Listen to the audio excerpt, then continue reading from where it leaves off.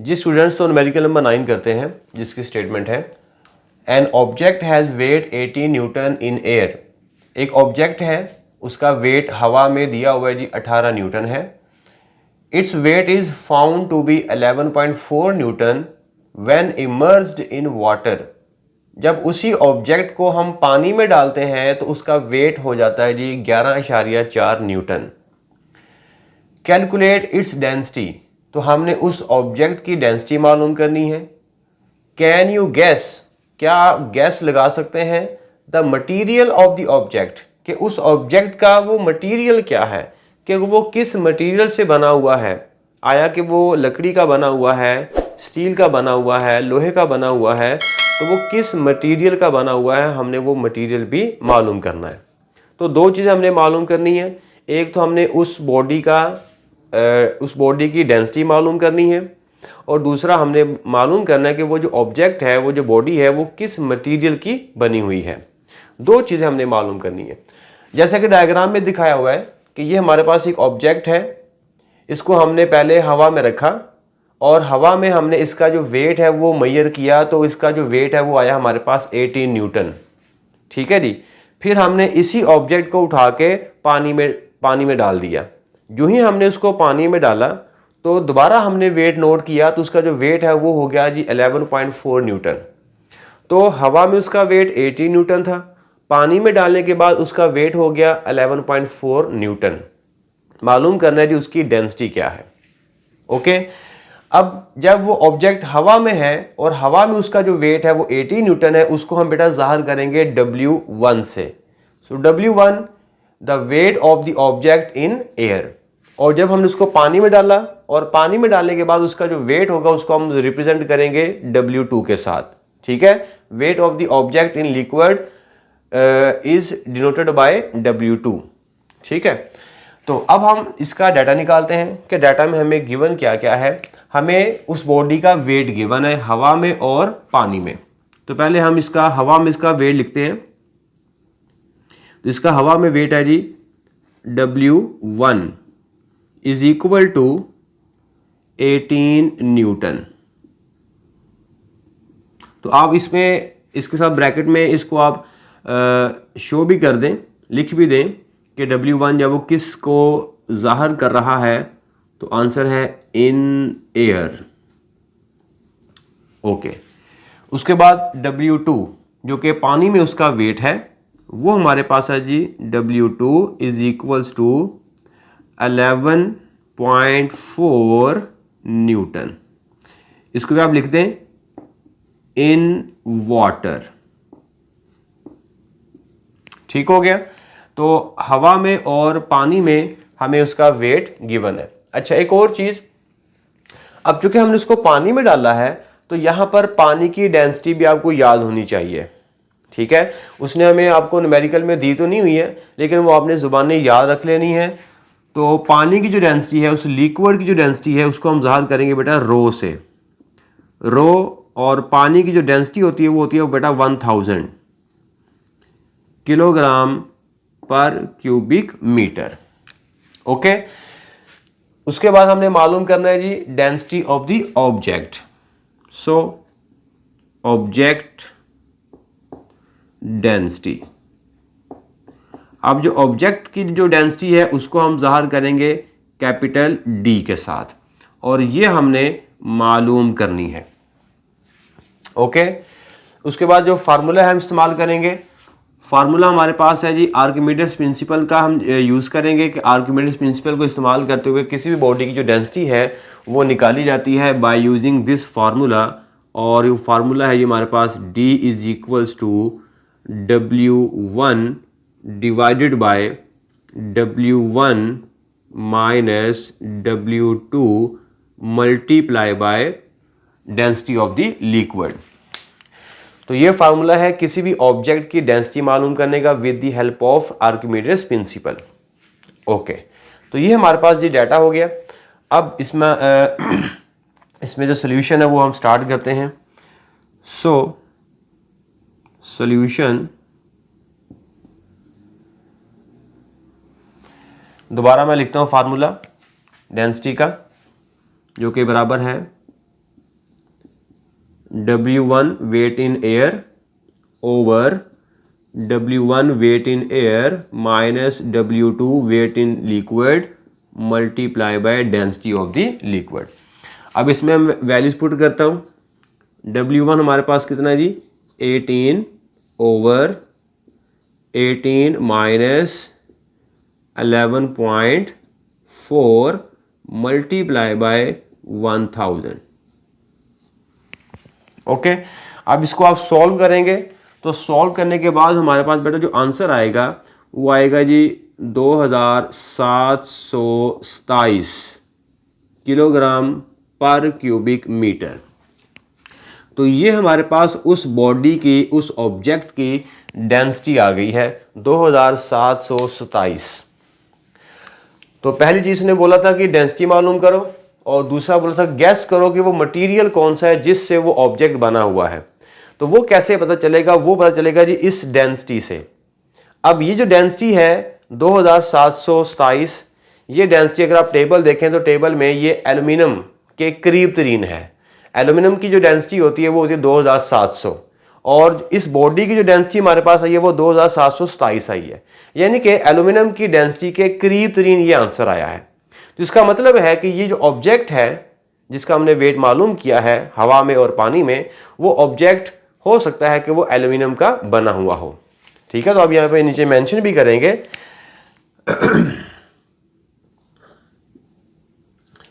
Material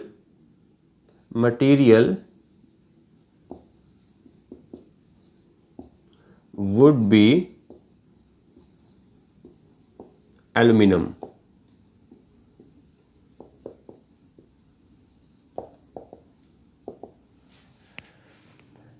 numerical number 10 की तरफ चलते हैं। A solid block of would of density 0.6 gram per centimetre cube. एक सॉलिड ब्लॉक है जी, लकड़ी का बना हुआ है, उसकी आपको डेंसिटी दी हुई है 0.6 gram per centimetre cube, weighs 3.06 newton in air, और उस ब्लॉक का आपको वेट दिया हुआ है 3.06 न्यूटन हवा में। मालूम हमने करना है जी ए वॉल्यूम ऑफ द ब्लॉक, उस ब्लॉक का हमने वॉल्यूम फाइंड करना है, और बी ऑप्शन है जी volume of block immersed when placed freely in a liquid of density 0.9 gram per centimetre cube. के वॉल्यूम हमने फाइंड करना है उसी ब्लॉक का जब हम उसको लिक्विड के अंदर प्लेस करेंगे, जिस लिक्विड की डेंसिटी आपको दी गई है 0.9 ग्राम पर सेंटीमीटर क्यूब। तो मतलब दोनों क्वेश्चंस में हमने वॉल्यूम फाइंड करना है। जैसे कि ये हमारे पास एक ब्लॉक है, इस ब्लॉक को हमने स्प्रिंग बैलेंस की मदद से हवा में लटकाया हुआ है, और हवा में इसका हमें वेट दिया गया है, और इस ब्लॉक की हमें डेंसिटी दी गई है। तो यहाँ पर हमने मालूम करना है कि इसका वॉल्यूम कितना है हवा में। ए ऑप्शन है हमारा कि हवा में उसका वॉल्यूम कितना है। फिर बी में उसने बोला हुआ कि जब इसी ब्लॉक को हम किसी लिक्विड में, पानी नहीं है वो कोई भी लिक्विड है, उस लिक्विड के अंदर हमने उसको डाल दिया, तो लिक्विड में डालने के बाद इस ब्लॉक का वॉल्यूम कितना होगा वो हमने मालूम करना है बी ऑप्शन में। तो पहले हम ए ऑप्शन मुकम्मल करते हैं, फिर हम बी की तरफ चलेंगे। तो अब हम डाटा निकालते हैं जी। तो डाटा में हमें दिया गया है density of the wood, density of the wood है 0.6 ग्राम पर सेंटीमीटर क्यूब। अब ये डेंसिटी हमें दी गई ना, ये डेंसिटी बेटा दी गई है जब वो ब्लॉक हवा में है। ठीक है, इसलिए हम यहाँ पे लिखेंगे कि density of the object in air, तो नीचे मैं लिख देता हूँ एयर। तो ये हमें दी गई है कितनी है 0.6 gram per centimetre cube. Okay, अच्छा, उसके बाद हमें दिया हुआ है जी एयर में उसका वजन कितना है, weight. So weight of the object in air is equal to 3.06 newton. अब इसके वेट से हम मैस भी निकाल के रख लेते हैं। ठीक है, हमें मैस की भी ज़रूरत पड़ेगी, तो इसलिए मैस भी हम निकाल लेते हैं। तो मैस के लिए हम फार्मूला इस्तेमाल करेंगे W is equals to mg, और यहाँ से मैस किसके बराबर होगा m is equals to W/g। और वेट हमारे पास कितना है जी उसका हवा में, वो है 3.06 डिवाइडेड बाय जी की वैल्यू हम जानते हैं वो होती है 10। अब आप इसको डिवाइड करेंगे तो हमारे पास जो बेटा मैस आएगा, मैस इज इक्वल टू, इसका आंसर आएगा 0.306। और यहाँ से जो मैस आएगा वो आएगा बेटा किलोग्राम्स में। ठीक है, यहाँ से मैस की वैल्यू किसके बराबर आनी है, किलोग्राम में आनी है, क्योंकि वेट हमें दिया हुआ है न्यूटन में, और न्यूटन बराबर होता है kilogram into metre per second square, kilogram into metre per second square. इस वजह से यहाँ पे मैस का जवाब किस में पहले आना है, किलोग्राम में आना है। इस किलोग्राम को आपने कन्वर्ट कर लेना है ग्राम्स में, क्योंकि हमें जो डेंसिटी हमें उसने दी हुई है वो ग्राम पर सेंटीमीटर क्यूब में दी हुई है, छोटे यूनिट में दी हुई है। तो लिहाजा हम अपना जो मैस है वो भी किस में तब्दील कर लेंगे, छोटे यूनिट में। अगर नहीं तो आप इस डेंसिटी को फिर बड़े यूनिट में कन्वर्ट करना पड़ेगा, किलोग्राम पर क्यूबिक मीटर में। तो वो थोड़ा मुश्किल काम हो जाएगा, लंबा हो जाएगा काम। इसीलिए हम क्या करेंगे, हम जो इस मैस को जो कि किलोग्राम में आ गया है, हम इसको ग्राम्स में कन्वर्ट कर लेंगे, ताकि हमारा डेंसिटी का और मैस का जो यूनिट है वो सेम हो जाए। अच्छा, अब हम इसको ग्राम्स में कन्वर्ट करेंगे तो इसका जो किलो है वो ख़त्म कर दें। तो किलो होता है 1000, मतलब इसको हम 1000 से मल्टीप्लाई कर देंगे। तो मल्टीप्लाई करने के बाद mass is equal to 0.306 multiply by 1000, और ये किस में आ जाएगा बेटा, ग्राम में आ जाएगा। ओके, तो यहाँ पे मैस इज इक्वल टू 306 ग्राम आ जाएगा। ओके, तो ये हमारा गिवन डाटा हो गया। मालूम हमने करना है जी वॉल्यूम। सो यहाँ पे मैं ए ऑप्शन लिखूंगा, ए ऑप्शन में वॉल्यूम। अब चूंकि वॉल्यूम हमने एयर में मालूम करना है, जो पहला ऑप्शन है ना वॉल्यूम ऑफ द ब्लॉक, ये बेसिकली है एयर में, कि हवा में उसका वॉल्यूम कितना है। इस वजह से हम यहाँ पे लिखेंगे, मैं इसके नीचे एयर लिख देता हूँ। तो ये हमने मालूम करना है। और बी ऑप्शन के अंदर हमने भी वॉल्यूम फाइंड करना है, तो उसके अंदर मैं यहाँ पे नीचे लिखूंगा लिक्विड, जब हमने उस बॉडी को लिक्विड में डाला था। ठीक है, तो पहले हम ए ऑप्शन, ए वाला जो पार्ट है वो हम करेंगे। ओके, अब वॉल्यूम फाइंड करने के लिए जो फार्मूला हम इस्तेमाल करेंगे वो करेंगे डेंसिटी वाला ही। सिंपल फार्मूला है हमारा कि density is equals to mass over volume. ठीक हो गया, मैस ओवर वॉल्यूम। ओके, अब मैं यहां पे लिखता हूं बेटा सॉल्यूशन।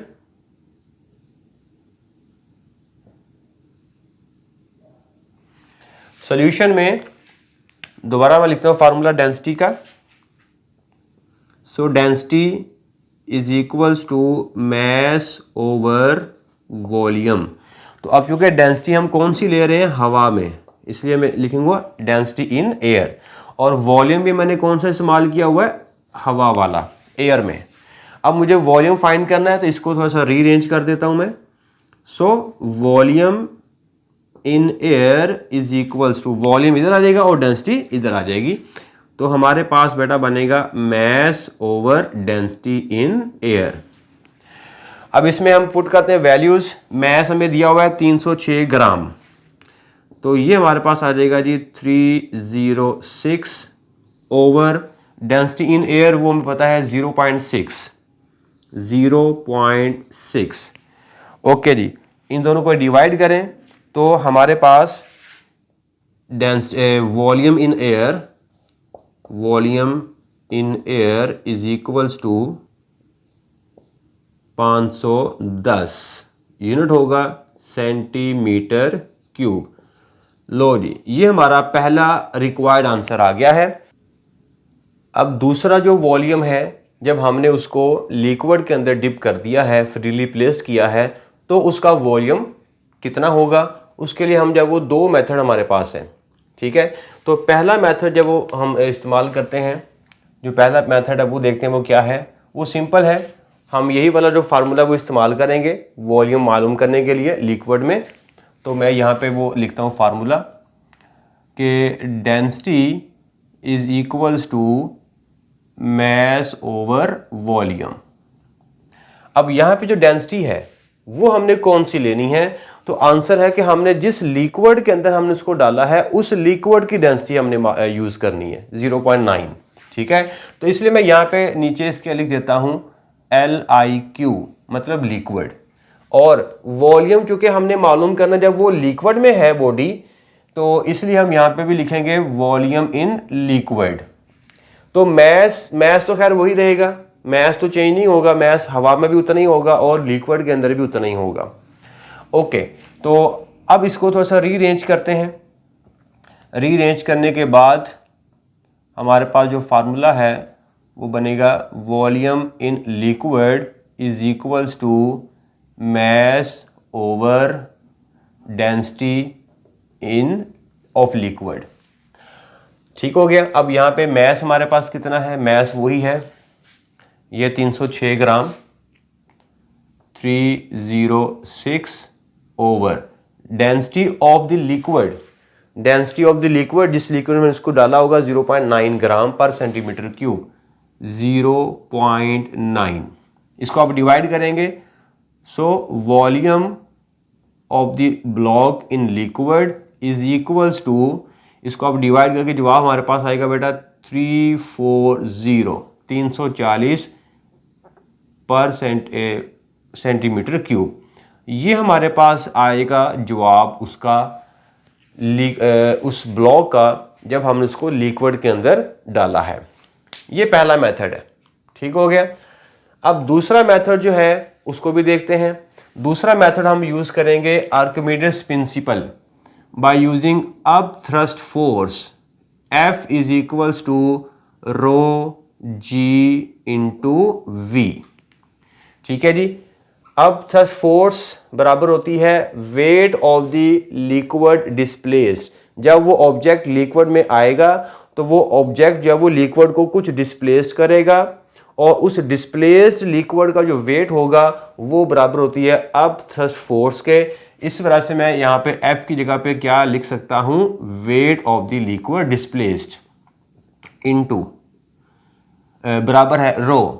अब ये रो क्या है? डेंसिटी है। किसकी डेंसिटी है? उस लिक्विड की डेंसिटी है, इसलिए मैं यहाँ पे लिखूंगा density of the liquid multiply by g. ये आप जानते हैं कि जी किसके बराबर होता है? Multiply by volume.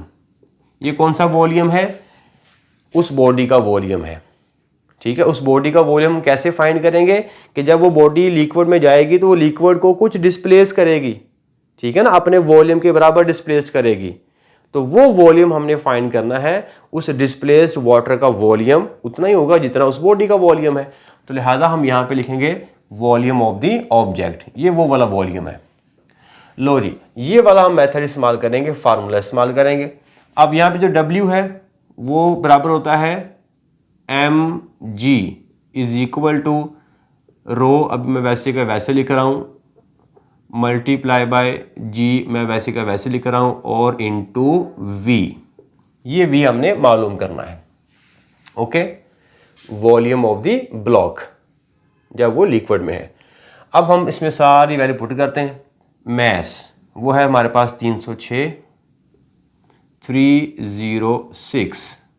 इंटू जी की वैल्यू वो होती है बेटा 10 is equal to density of the liquid वो हमारे पास है 0.9।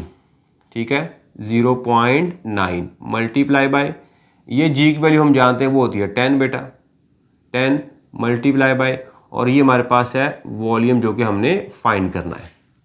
अब v को इधर रहने दो और बाकी दोनों को उठा के इधर ले आओ। सो और volume of the block is equal to 306 multiply by 10, और ये दोनों जब इधर आके डिवाइड हो जाएंगी 0.9 मल्टीप्लाई बाय 10, ये 10 से कैंसिल हो गया, तो 306 बटे 0.9 ये वही बन गई है 306 ओवर 0.9। तो अब वॉल्यूम हमारे पास कितना आएगा बेटा? 340 सेंटीमीटर क्यूब। तो ये बेटा दोनों मेथड हैं।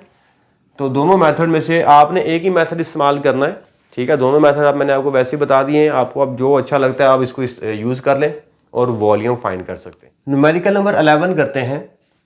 The diameter of the piston of A hydraulic press is 30 centimetre. के हाइड्रोलिक प्रेस के एक पिस्टन का डायमीटर 30 सेंटीमीटर है। How much force is required, कितनी फोर्स रिक्वायर्ड है टू लिफ्ट अ कार, एक कार को लिफ्ट करवाना है, weighing 20,000 Newton on it's piston, कि उस कार का जो वजन है वो है 20,000 न्यूटन, जो कि उसके पिस्टन पर हमने रखी हुई है। If the diameter of the piston of the pump is 3 centimetre, अगर उसके पंप के पिस्टन का डायमीटर 3 सेंटीमीटर हो तो बताएं कितनी फोर्स लगाएं कि वो 20,000 न्यूटन वाली जो कार है वो आसानी से लिफ्ट हो सके। तो अब जैसे कि डायग्राम में आपको मैंने दिखाया हुआ है कि ये हमारे पास एक हाइड्रोलिक प्रेस है, इसके ऊपर हमने, इसके पिस्टन के ऊपर हमने एक कार को प्लेस किया हुआ है जिसका वजन है 20,000 न्यूटन। तो हमने इस पंप के पिस्टन पर हमने फोर्स लगानी है। तो बताना ये कि यहाँ पे कितनी फोर्स लगाई जाए कि ये जो कार है वो आसानी से यहाँ पर लिफ्ट कर सके। ठीक हो गया। अब यहाँ पे हमें दो डायमीटर जो वो शो किए हुए हैं। एक डायमीटर अपना एक पिस्टन जो है वो छोटा पिस्टन है और एक पिस्टन हमारे पास बड़ा पिस्टन है। जो छोटा पिस्टन है उसका डायमीटर, उसका एरिया छोटा होगा, जो बड़ा पिस्टन है उसका एरिया, उसका डायमीटर, उसका रेडियस बड़ा होगा। ठीक है। तो अब बेटा हम डाटा निकालते हैं। डाटा में हमें क्या क्या गिवन है। पहली चीज़ तो हमें गिवन है कि दोनों पिस्टन्स के डायमीटर्स गिवन है। ठीक है। अब जो छोटा पिस्टन है उसके डायमीटर को बेटा हम जाहिर करेंगे स्मॉल डी से। ठीक हो गया। और इसके एरिया जो है उसको हम जाहिर करेंगे स्मॉल ए से। यानी कि छोटे पिस्टन के जो नॉमेनक्लेचर है, सिंबल्स जो है वो हम छोटे इस्तेमाल करेंगे और बड़े पिस्टन के जो सिंबल्स हैं वो हम बड़े इस्तेमाल करेंगे। यानी कि इसका जो डायमीटर है वो हम लिखेंगे कैपिटल डी और इसका जो एरिया है, area of this piston is capital A. यहाँ पे हम जो फोर्स लगा रहे हैं छोटे पिस्टन पर, वो फोर्स को हम नाम देंगे बेटा F1 और यही फोर्स हमने मालूम करनी है। ठीक है, ये फोर्स हमने मालूम करनी है। और बड़े पिस्टन के ऊपर जो फोर्स लग रही है वो है बेसिकली उस कार का अपना वजन, कि हमने इस वजन को, इस फोर्स को हमने ऊपर लिफ्ट करवाना है। तो बेसिकली इसका जो वेट होगा, इस कार का वेट, वो उसको हम बोल देते हैं F2। ठीक है। F1 छोटे पिस्टन पर लगने वाली फोर्स है और F2 बड़े पिस्टन पर लगने वाली फोर्स है। और बड़े पिस्टन पर जो फोर्स लग रही है वो बेसिकली कौन है, वो किसके बराबर है, वो उस कार के वजन के बराबर है। ओके। तो अब हम डाटा निकालते हैं। तो डाटा में हमें गिवन है, एक तो डायमीटर्स गिवन है। तो जो छोटा पिस्टन है उसका जो डायमीटर है वो हमें दिया हुआ है जी 3 सेंटीमीटर। अब ये 3 सेंटीमीटर को इसको साथ ही ले जाएं किसमें, मीटर्स में। सो 3 × 10⁻⁻² मीटर। ठीक हो गया। अच्छा, उसके बाद हमें गिवन है जी बड़े पिस्टन का diameter, that is capital D. Capital D हमारे पास गिवन है 30 सेंटीमीटर। इसको भी हम मीटर में ले जाएं तो 10⁻⁻², इसका भी सेंटी खत्म हो गया। ओके जी, यहाँ तक क्लियर हुआ।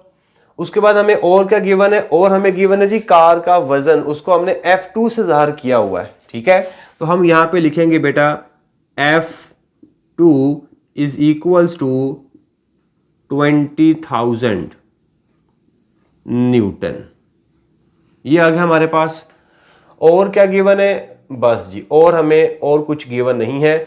और हमने मालूम करना है फोर्स। इस छोटे पिस्टन पर जो फोर्स लग रहा है उसको हम जाहिर करेंगे F1 से। Force is equal to F1 और ये हमने मालूम करना है। ओके, यहाँ तक क्लियर हुआ। अच्छा, अब इसमें ना एक और चीज़ आपको याद रखनी है, छोटी सी एक बात आपको याद रखनी है। जैसे अब ये जो हमारे पास जो पिस्टन्स हैं, ये पिस्टन ऐसे सर्कल फॉर्म में होते हैं। ठीक है। सर्कल फॉर्म में होते हैं। जैसे आपने सिरिंज का जो पिस्टन होता है वो देखा है, आप सिरिंज को ऐसे प्रेस करते हैं, उसका वो ब्लैक कलर का लगा होता है कि वो उसका पिस्टन होता है, वो गोल होता है, सर्कल फॉर्म में होता है। ठीक है, तो इसी तरह ये जो पिस्टन है दोनों छोटा और बड़ा, ये भी जब ऐसे सर्कल फॉर्म में है, ऐसे सर्कल फॉर्म में। ठीक हो गया।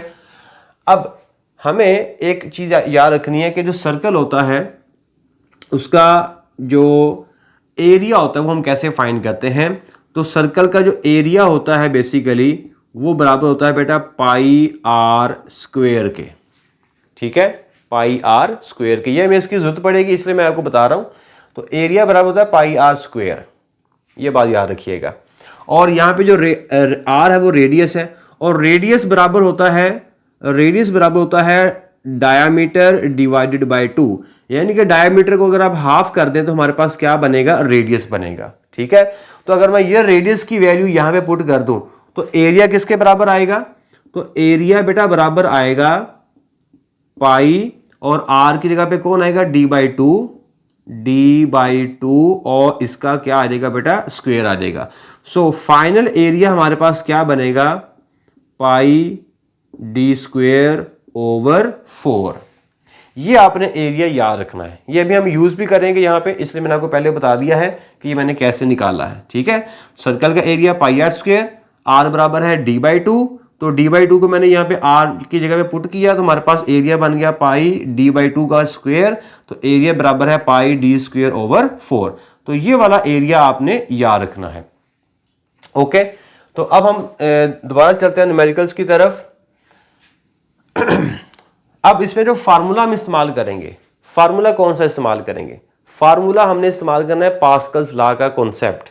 तो पास्कल लॉ के मुताबिक क्या होगा कि यहां पे जितना भी प्रेशर जब वो लग रहा है वो प्रेशर हर जगह पे एक जैसा है।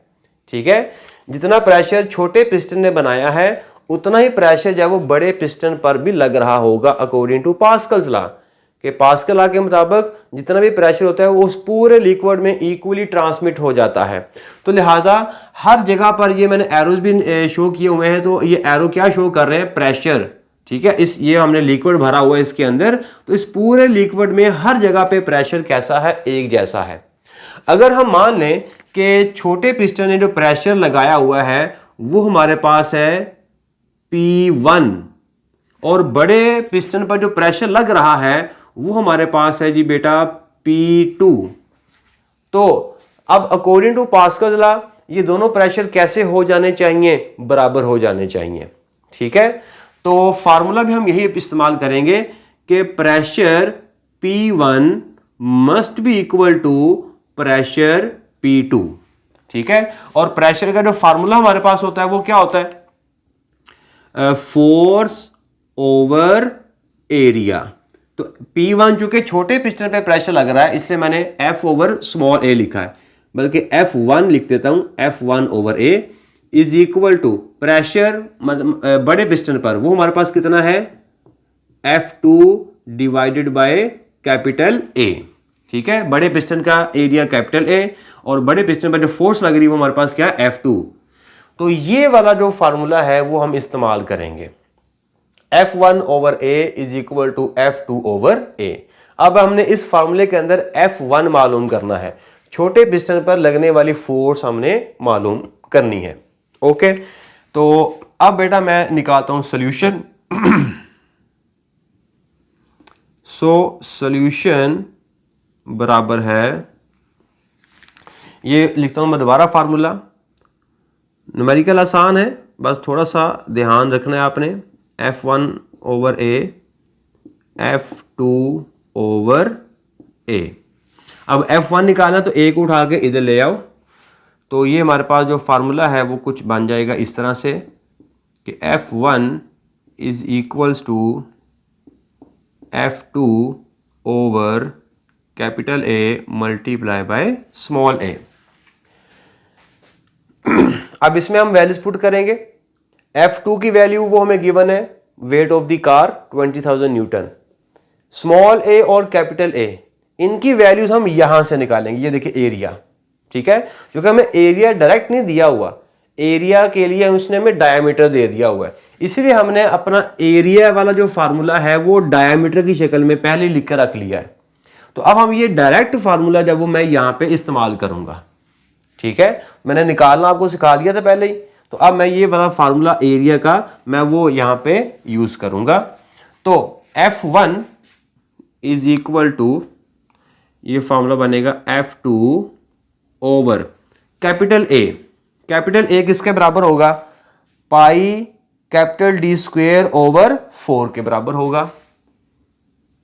पाई capital D square over 4 multiply by A जो है ये किसके बराबर होगा? Small a, pi D square over 4।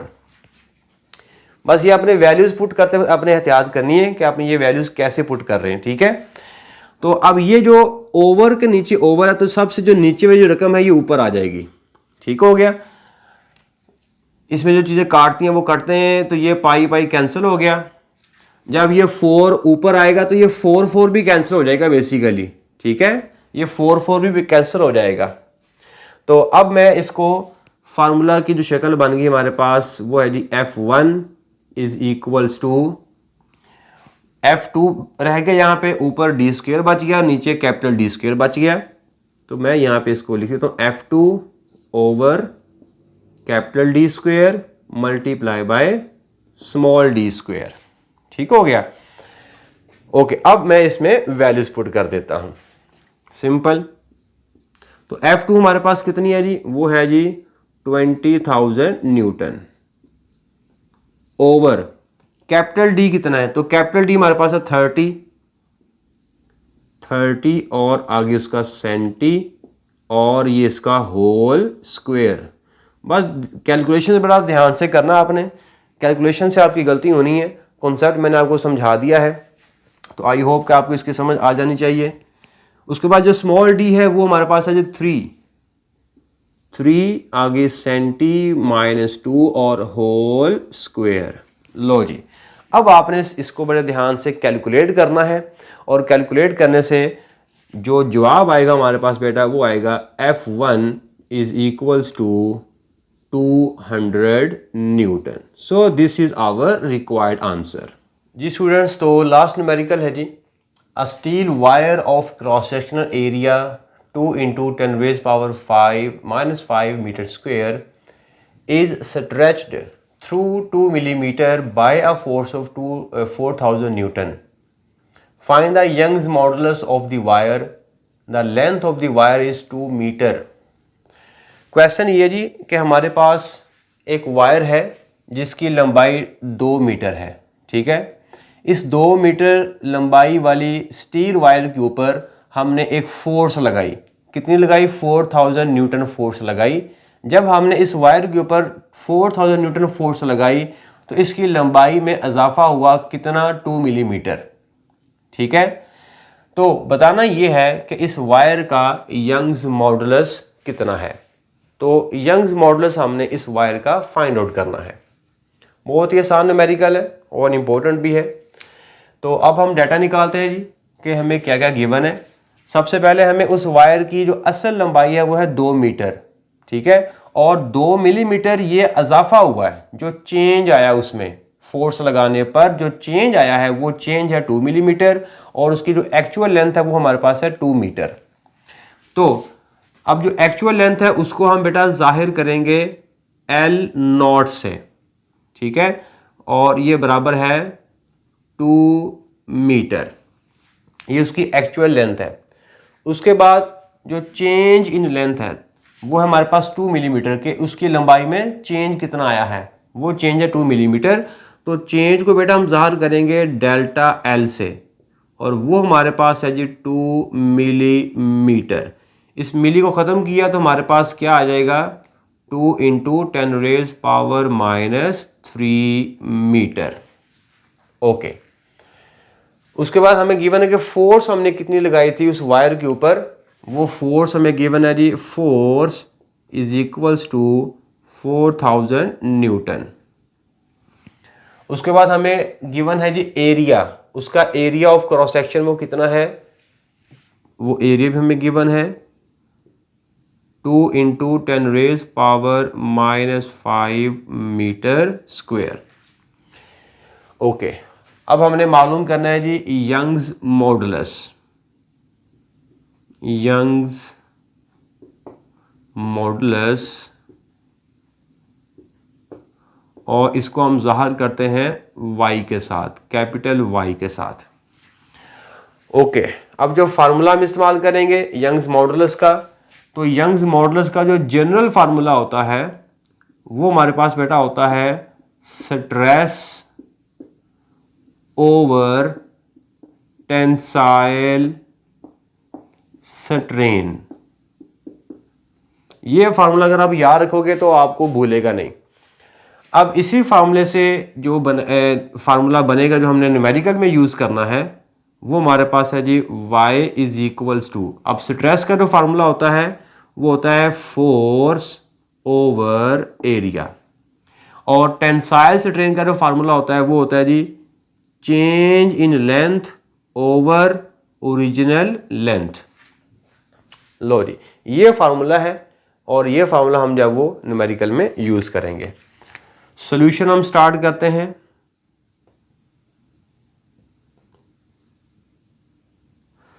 Solution में मैं लिखता हूँ दोबारा फार्मूला जो कि बराबर है जी y is equals to force over area change in length over original length. अब इसमें मैं वैल्यूज पुट करता हूँ। F ओवर A, F कितना है जी 4000 over area of cross section वो हमारे पास है जी 2 इंटू 10⁻⁵। उसके बाद चेंज इन लेंथ वो है जी 2 millimetre, 2 into 10⁻³ over original length हमारे पास थी 2 मीटर, 2। ठीक हो गया। अब आप इसको सॉल्व करेंगे तो इसको बड़े ध्यान से आपने सॉल्व करना है, ठीक है, गलती की गुंजाइश नहीं है।